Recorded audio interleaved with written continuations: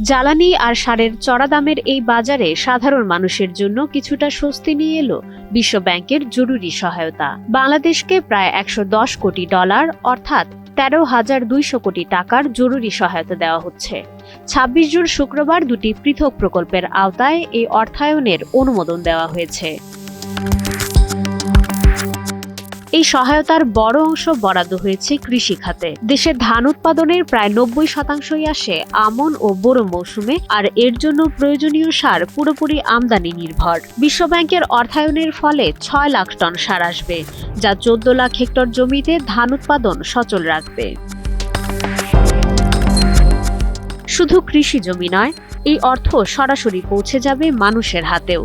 ক্ষতিগ্রস্ত পরিবার ও ছোট উদ্যোক্তারা পাবেন নগদ সহায়তা। এছাড়া বিদ্যুৎ, পানি ও ওষুধের মতো জরুরি সেবাগুলো যেন নিরবচ্ছিন্ন থাকে, সেই ব্যবস্থাও করা হচ্ছে। সংকটকালে জীবনযাত্রার মান স্বাভাবিক রাখতে এই $1.1 বিলিয়ন সহায়তা এখন অর্থনীতির জন্য বড় একটি সহায়তা হতে পারে, এমনটাই মনে করছেন সংশ্লিষ্টরা।